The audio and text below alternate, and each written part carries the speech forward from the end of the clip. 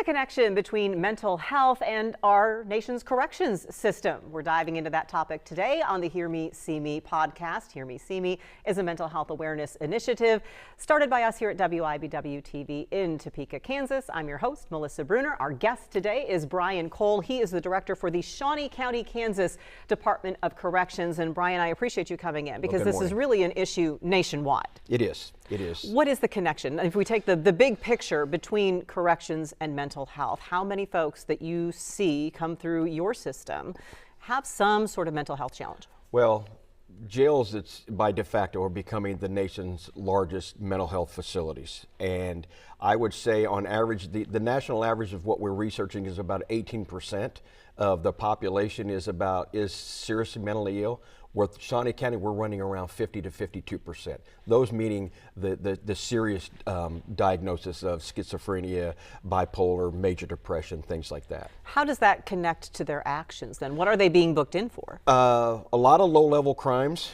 vagrancies, trespassing, things like that, interference with law enforcement, things like that. But we are on occasion, we're seeing some very high-level felonies, even as far as arson, murder, rape, indecent liberties with children. We're seeing a great deal of a great span of crimes that are coming to us. We have seen, and you know, a lot of people say, well, Topeka, Kansas, you're a small community. What could this, how serious could things be? There's a lot of history around Kansas and Topeka in particular with, we used to be home to a state hospital. That state hospital facility closed. The community folks have been trying to pick up the slack. Yep. Has that worked? Has that not? You can debate what's happened here over the past 20 years and look at that.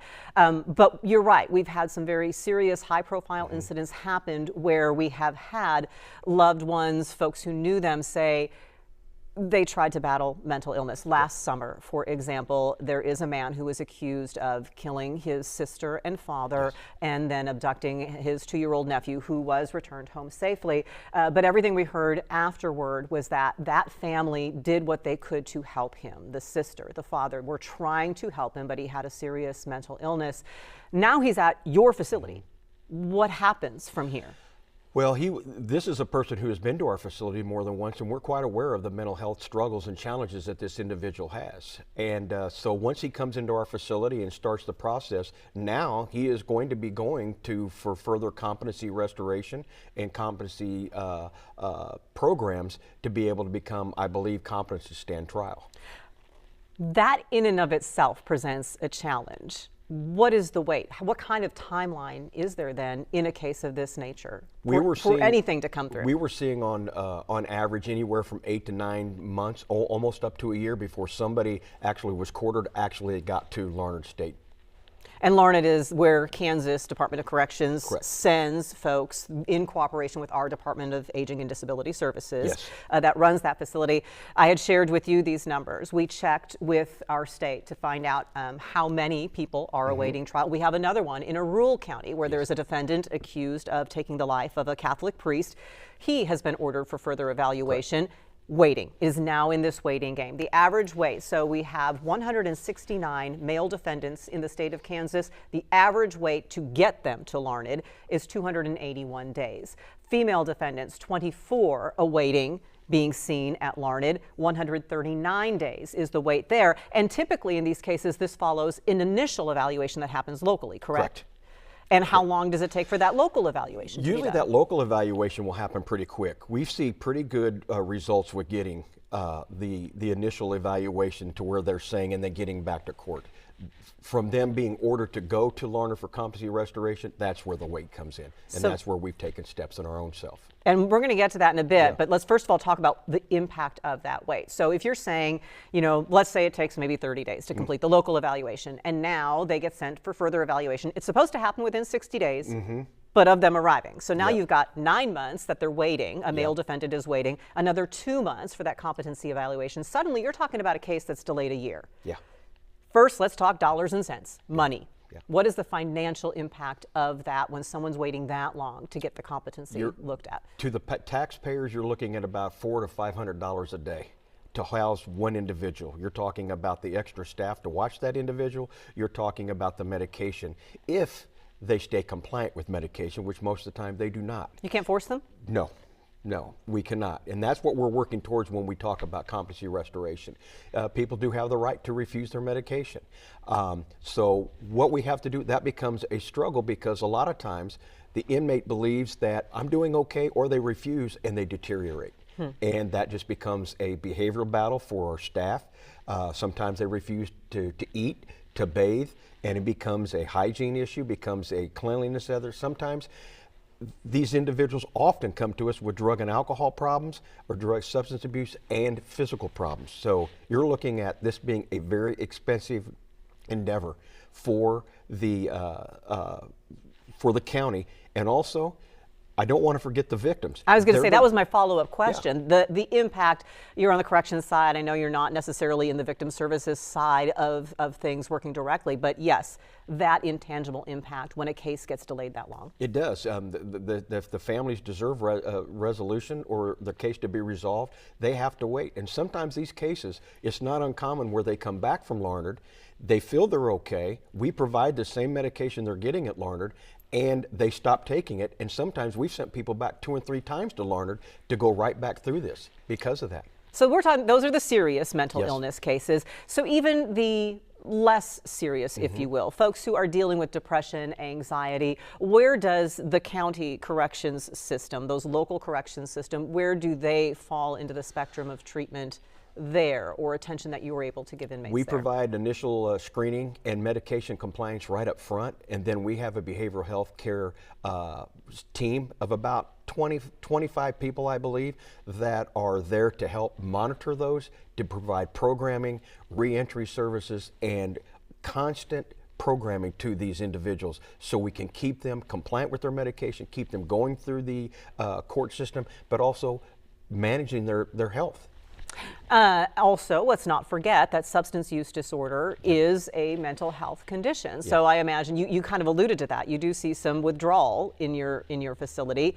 Where does that play into what's going on? That becomes a big issue because for our healthcare providers, they have to start trying to determine, is this drug and alcohol issues or is this mental health? So sometimes they will wait a little bit to see if the person has been on drugs or they're withdrawing before they start getting them the psychotropic medications. So that becomes a very big, unpredictable challenge for our healthcare providers to be able to determine, is this substance abuse? Is this mental health? Is it a combination? Most of the time it's a combination. So that even compounds the problem.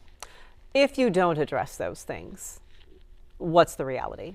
The reality is it becomes an unsafe environment for our staff, our community, and inmates suffer. And sometimes, unfortunately, we've had inmates who have passed away. Let's first talk about your staff. What do they end up dealing with within the walls of the Shawnee County Corrections facilities? I've always said it takes special people to be teachers, nurses, and corrections staff. To do the job that they do each and every day, and I've been there for 36 and I'm in my 37th year, the job has changed. This is the reality of the job is it's extremely stressful. It's very challenging on them physically and mentally. We have very good staff, compassionate staff, but they're the ones that have to deal with managing conflict resolution, decreasing the risk of suicide, harm, fighting. They do this, and then they have to go home to their families, and then the next day they come back to an unpredictable situation. But we try to give our staff as much encouragement as we can, as much training as we can, and as much support, if that means moving them around to different areas in the facility. But when you're dealing with 550 inmates and over half of them are dealing with serious and persistent mental illness, it's a jail-wide issue. How do you manage that? I mean, I guess first of all, from the inmate's perspective, do you keep the half that are dealing with mental challenges in one spot and those who are not in another spot? I mean, how do you help folks who maybe are okay mentally, and debate that too, right? Is anybody really truly 100% if they've made some of these decisions? But how do you manage that within the inmate population itself? We have an extensive classification process that separates obviously juveniles from adults, men from female, those who are sick, not sick, those who are mentally ill from not mentally ill. But we're not like a hotel. When we become 85% full, we're full. We can't just start saying, you go in that room, you go in that room. We have to make sure sure that we're meeting the needs program-wise, medication-wise. So we do have certain areas of the facility that are designated for females, those with medical problems, behavioral health problems, and that's what's led us to the ultimate issue of creating the behavioral health unit we're trying to open, because we're starting to see so many people put in so many different areas. It's becoming a challenge for us just to meet those needs. We got to bring that group together. Oh man, and then you even brought up the teenage part, the juvenile offenders. Yes. That just opens a whole other area of discussion, I imagine. It is. Juveniles, we see tend to come to us a lot of times over-medicated. They're a very challenging population. I feel very sorry for some of the juveniles that we have because of the behavioral health and the problems that they've had at home. Not dismissing the choices that they've made of why they're in jail, but what I will tell you is a great deal of those juveniles that come to us have had some very serious problems growing up. Then let's look at the staff portion that you mentioned. What is the risk to staff? Open our eyes. Do you have some examples of things that have happened within the walls of the Shawnee County Jail that stemmed from mental health challenges? Look, 2 days ago I had an inmate that had that threw hot oatmeal on a staff. We've had mentally ill inmates who've jumped on staff, unpredicated, aggravated, just come out of your cell to go to the restroom or to take a shower, and they will jump on an officer. We've had an officer that was grabbed many years ago and tried to be stabbed by an inmate with a pen.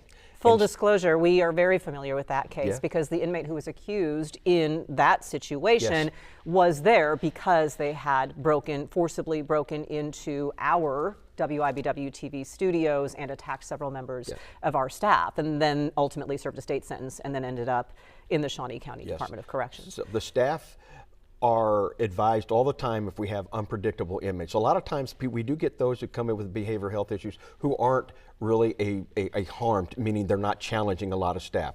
Those are the majority of the ones that we have to worry about. Are you eating, drinking, if they're paranoid about somebody's poisoning the food or I'm hearing voices. But we do get our fair share that come in that are very angry, that believe they see something in the officer, hallucinating or hearing voices, whatever, that are telling them, and they will attack. So that is a daily concern that I have to worry about. And for both the inmates and the staffs, you had mentioned suicide. Yes. How real is that risk? It's the number one, I believe, next to heart disease, whatever, but it typically ranks right up there as one of the highest areas of death in a jail is suicide. And it is not left out or we've had suicides in our jail, and it's a tragedy. It is. You're dealing with people that we try to identify right up front. And put them on a suicide watch. The suicide watch itself is not a nice or fun thing. They're in a room with a smock being watched totally the whole time. So the loss of privacy, sometimes humility and dignity, it's all there.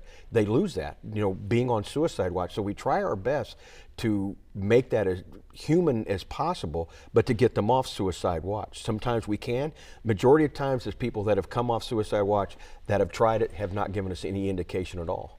Now, going to the mental health of the community, first of all, and I want to come back to that too, but if mental health isn't addressed in the corrections facilities, what is the risk to the community? They'll reoffend. They're a danger. Our issue is that one of our top goals is to try to do our best to make sure those that are released re-enter the community better than they were when they came to us. And the majority of the time, I'm confident that does happen. But when we get inmates that have a loved one that bonds out, a case gets dismissed, they come out, they're not taking it, they go right back into the cycle. And I've had many families who know that I'm involved in a lot of boards, a lot of mental health. I come from a mental health family and things like that will say, Brian, I don't know what to do, because my son or daughter has come back, they're suicidal, they're fighting, they're cutting, they're attacking their loved ones, they're attacking their little brothers and sisters. I don't know what to do. And it starts right over. So us not fixing the problem, either in the community there, when they get out of jail, they're a danger. They are. And I hate to say it. Circling back to your staff then, because yes, when they're a danger to the community, there's just the public safety risk, but then there's also the taxpayer cost. Once again, we start looking at, someone comes back, they go back to the community, they reoffend, they come back in the jail, more taxpayer cost, all of that happens. How does all of this impact the mental health of your staff? That is a constant concern of mine. Is that not only as the director am I concerned about those that are remanded to our custody of the inmates, our biggest asset are our staff. And I am just as concerned about our staff mental health as anything. And that is something that we talk about often amongst our team, is how do we make it a better mental health support, or give mental health support to our staff and to help them alleviate the pressures here at the jail.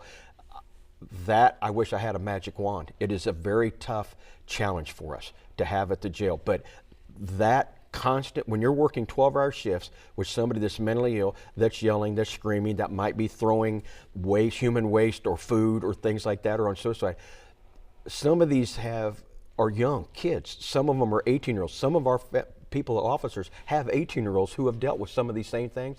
They see those struggles and they personalize it.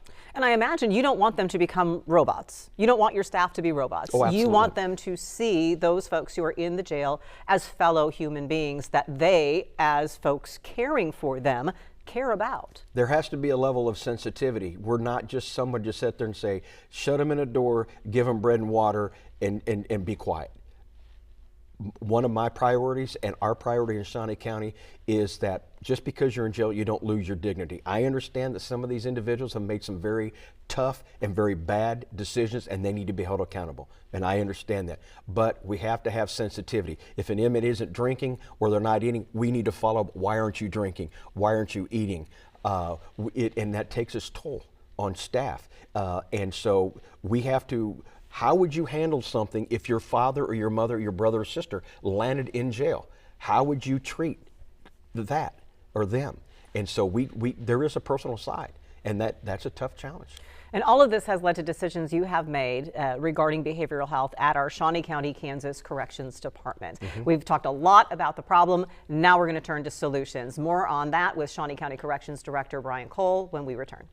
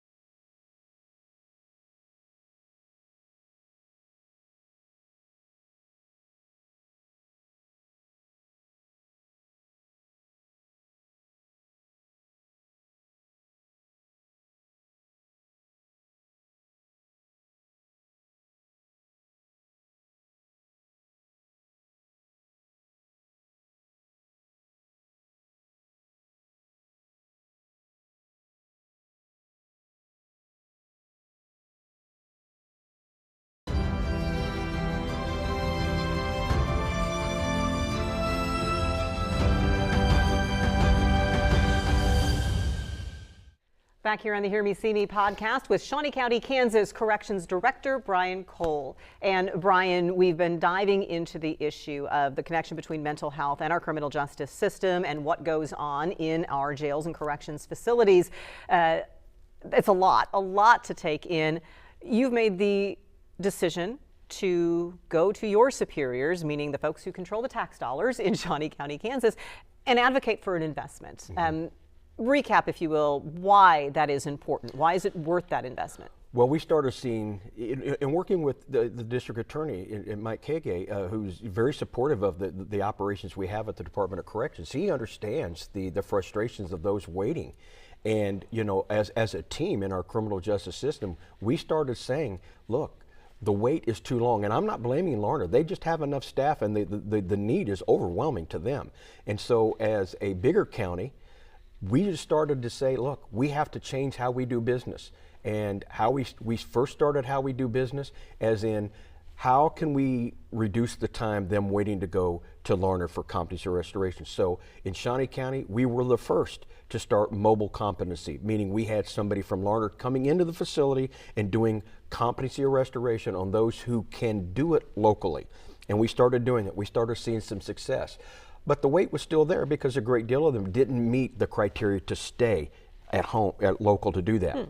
So we started meeting with our commissioners who have been on board, but this is a very expensive endeavor. So that's when our team, we went to those at the state of Kansas, and with the blessing of the governor, that they partnered with us.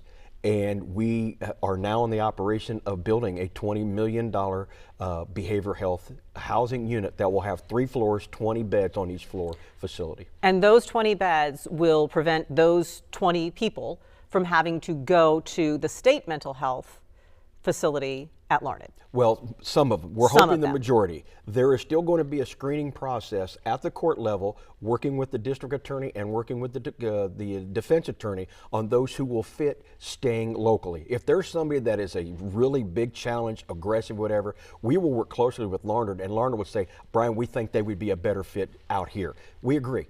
So we're going to work on there. So right now we've had about 10 people that have come into our restoration. So there is still a screening process, but we're going to have on the first floor suicide watch. We're going to have general population, those going through programs with behavioral health, but also the competency restoration on those who meet the criteria to stay locally. Okay, so if we're talking about right now about an 8-month wait period, how many of those, and about, what did I say, 200 some, the state has said waiting, how many of those are Shawnee County inmates waiting to go to Larned? We usually have an average population of about 25 to 30 that are waiting to go to Larned, and we've been able to get about a third of those reduced from their list and stay locally. With the person from Larned coming in. Yes. The beds would hopefully, or the theory is, reduce that even more. Is it because Shawnee County just happens to have a large proportion of those who get sent to Larned as one of the more populous counties in this state, that you were able to go to the state and say, let us try this to help you out so you don't have to build a whole other state mental hospital? Well, I think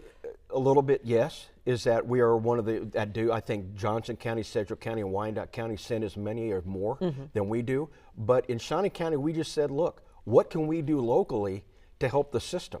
What can we do to help these rural counties who are having to wait as well? We can expedite getting them in there.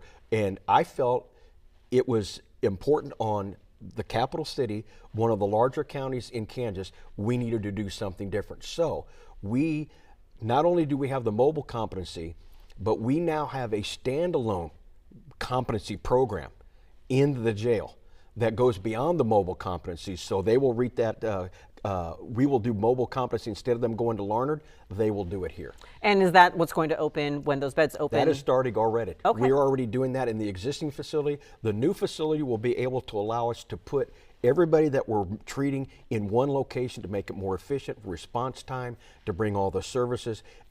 Savings, cost savings, because I can reduce the number of staff. If I have suicide watch in this module, these 5 modules, I can now put them in one module, and we're going to do, and that will reduce some costs there. You've talked about that, the cost benefit analysis. For every dollar you invest in behavioral health or something like that, what is the math? The math, you're looking at about $400 or $500 a day to house somebody, and we're spending about $40,000 a month on medication. With us being able to save the wait to get them there, we can expedite that. We're talking about tens to hundreds of thousands of dollars to being able to get a year. A year. I think in a long run, yes, we'll be able to save that money to get them in the facility, get them competent, get them to trial, and get them moved on to where they need to be. If it means they go back to Larned to serve their sentence, if they're released, or if they go on to the state, but it expedites that. Because I think that's something for everybody listening going, well, gee, this sounds like a great idea. Why isn't every single county doing it? And then you start looking at the dollars, and you mentioned a $20 million investment up front. I believe there have been some other requests for increased budgetary means as you get it up and running, but you feel that ultimately this upfront cost is going to lead to long-term savings. Yes, it's going to lead to long-term savings, long-term safe and secure environment.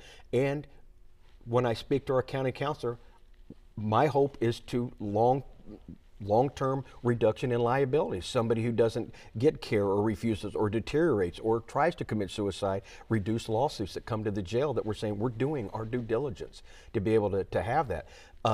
With the $20 million, we're able to open up the first 40 beds, the 2 floors. We're very close of working with Congressman Derek Schmidt. We're working with a lot of different agencies to try to find enough funds to help partner with Shawnee County and KDADS to be able to open up that complete third floor.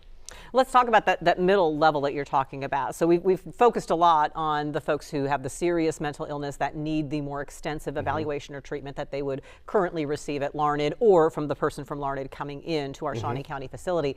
But that mid-level, the folks who have those, what you would say, less serious, for lack of a better way to put it, the substance use disorder, the depression or anxiety. What sorts of programs, first of all, how much has that ramped up in recent years, those other programs that you've going on? I think Shawnee County is one of the leaders when it comes to, and I'm not just saying that because I'm here, I'm the director, but we have a proactive team that's very creative. We're bringing in peer support programs, drug and alcohol programs, life skill programs, you name it. We're trying to bring in as many programs as we can to keep the inmate not only busy while they're there, to helping them improve. And that one of them, a great success, has been our honor module.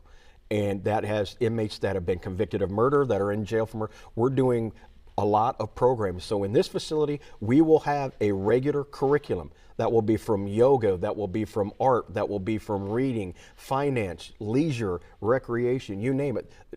A person that comes here, we're going to try to find the risk of reoffense, the risk of what's going on, and try to do and surround them as much as we can. It's going to be, I don't want just crisis stuff. I want a behavioral health program. And, you know, I'm able to retire, but my job's not done in Shawnee County. And as long as the commissioners will have me, I will not go anywhere until this facility is done.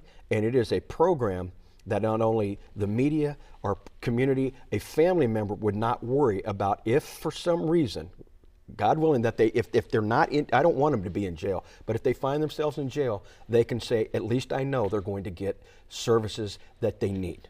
I can, when you were saying it though, Brian, I could feel some people just bristling, listening, going, what do you mean my tax dollars are going for yoga? What do you mean my tax dollars are going for yoga? Well, what we'll do is a lot of times that's volunteer. A lot of times we will get volunteers. We do a lot of research. We're seeing evidence that people now, we're having healthcare professionals come to us that will say that if inmates are getting some type of physical activity, it reduces anxiety, depression, and reduces thoughts of suicide. So we've had volunteers in the community said, Brian, can I come in, won't cost you anything, but can I come in, or cost us very little, come in and do programming with inmates? It would be physical exercise. Maybe it just is with the rubber band, stretching or yoga or something like that, or finance, stuff like that. You bet. Is some of this really rethinking and reminding people of really what the twofold purpose of a corrections system is? On the one hand, yes, it is to punish offenders, have them pay their debt to society for their actions. The other half is supposed to be, isn't it, reform and rehabilitation? Do we forget that reform and rehabilitation side, of which we are now learning behavioral health and mental health, is a portion of that? Yes. Anybody that knows me, I'm not easy on crime. I want accountability. I believe in accountability. I believe in that 100%. I also know that because the way the courts have said, Brian, you're going to operate more as a mental health or psychiatric facility than a jail now, the courts are demanding these types of things. And better technology to monitor people who are in their rooms who aren't, you know, you detect if they're breathing or their heart rate goes down. The courts are saying you're going to get these things now. So we're going right along with what the courts are saying, but also we understand just because somebody comes to jail and they can't bond out, that they lose all dignity. I'm not here to say we're lenient or we're going to waste the taxpayers' money. My door is always open. I have 100% transparency that if a loved one comes to me and says, Brian, I know what happens at jail, most often they come to me and say, uh-oh, I didn't realize that you have the program, the professional staff that you do. And that's what we do. But a lot of times they will forget that they're just there, they need to serve their prison time, they lose every bit of the right. And the courts have found differently. So we're going to act within the courts, but we're also going to do what's right. What impact are you seeing this have since you've implemented some of these programs? I'm seeing staff feel more relieved. I think that they're getting more training. They feel better equipped, another tool on their tool belt to handle stuff. They're feeling, and they're seeing that not only are we helping the inmate, we're helping them. They're seeing a safer environment. Their loved ones aren't being as worried about them going to jail and being attacked. But I think you're also seeing, I get contacted by a lot of consumers, those who deal with behavioral health, that are calling me, crying, saying, thank you. Now, we're not without our own challenges in Shawnee County, and I'm the first person to tell you that. But we're doing everything we can to make and to help people survive in jail, to have a sense of dignity when they're in jail. Just because they're in jail, you'll go through the system. You're not going to get away with anything. But this has been I have people volunteering, wanting to work in these areas of the facility because they want to learn more. And I think a lot of it's because of either maybe personal experience too. It's helping them. And what about for inmates who've been through? Are you seeing any sort of lower recidivism? Does it really matter what the overall recidivism impact is? We're part of Stepping Up, which is a national initiative of trying to reduce those get booked in with serious mental illness, the average length of stay, those that are connections to care and recidivism. We're starting to see, slow, but we're starting to see some impact and some improvement. The one thing I will say is, and I think the District Attorney Kage would agree, is we're starting to see that people are getting the services they need quicker. They're getting the medication. They're getting competent quicker. We're holding them responsible, and they're getting to court quicker. The victims are seeing their cases resolved, and it's getting and reducing that caseload, and it's becoming safer. Now, you mentioned something about can inmates refuse. A part of the competency restoration program is going to be this issue of medication over compliance. And yet, while we have not had any of those cases, we will have those cases come up in Shawnee County, and we will be prepared, and I am prepared to work with the District Attorney's Office that if somebody is in our competency restoration program and they need forced medications to become competent or to go through the program, we will dot all the I's and cross all the T's, work with the district attorneys. We will go to the courts, and that will be court ordered. That is another component, folks who just need help but don't want it. That will change the whole paradigm of corrections as well. And there is a process for that. Oh yeah, absolutely. And that will be a well-vetted process. I don't want anybody in the community thinking Brian's going to run around with a needle, shoving it in arms. Oh no. If we see a need, this is going to be a very last resort that we have done everything we can, from education to you name it, family persuasion, talking to the inmate, you name it, going to the courts, behavioral health. There's going to be surrounded with the team, and that the only way it'll get approved is that if we're able to demonstrate that it's a need. If you had to sum this up to make the case to the public, whether it be here or I'm sure that you reach out to colleagues nationwide, what is the message you want people to walk away with on why this is such an important issue? I will tell you this, is that I think that the inmates, those that come to jail, that they deserve it, number one. Number two, it will end up making your community safer. It will save your taxpayers money. Trust me when I say that. I will be able to provide data later when we get this full to show where we're saving money and I think saving lives. And so it is a cost investment. What I would say is, and stress as much as I can to anybody, is don't focus on what you can't do. Focus on as much as you can. And I'm hoping we get to a point in Shawnee County, I can work with our neighboring counties to be able to say, instead of waiting in Wabunsee County, Osage County, you name it, maybe we can get them in, if we have room, into our program so we can work with our county. And I think we owe that to them.